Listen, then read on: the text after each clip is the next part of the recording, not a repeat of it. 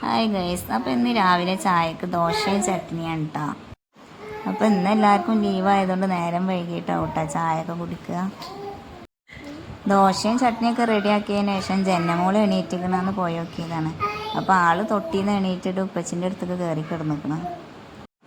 ജന്നമോൾക്ക് ചായ തരാമെന്ന് പറഞ്ഞപ്പോൾ വേഗം എണീറ്റിട്ടോ.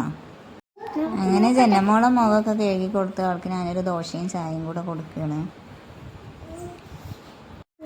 ചായ കുടിക്കുമ്പോഴാണ് താത്ത മദ്രസ വിട്ടുന്നതെന്ന് നേരത്തെ വിട്ടിക്കണം കേട്ടോ. അപ്പോൾ എന്താ തിന്നണമെന്ന് ചോദിച്ചപ്പോൾ വായ തുറന്ന് കാണിച്ചു നോക്കിയാണ് ദോശ തിന്നണത്. അങ്ങനെ ചായ കുടിയൊക്കെ കഴിഞ്ഞ് ഇനി ചോറിൻ്റെ പരിപാടി നോക്കണം. ഇന്നലെ എക്കാതെ വരുമ്പോൾ ചെമ്മീൻ കൊടുന്നിരുന്നു. അപ്പോൾ ചെമ്മീൻ ബിരിയാണി വെക്കാമെന്ന് വിചാരിച്ചു. അപ്പോൾ അതിനുള്ള സവാളയും തക്കാളിയൊക്കെ അരിഞ്ഞ് വെച്ചിട്ടുണ്ട്. പിന്നെ ചെമ്മീൻ മസാല തേച്ച് ഇതാ ഫ്രൈ ആക്കി എടുത്തുക്കണം. അങ്ങനെ ഇതാ ബിരിയാണി റെഡിയായി.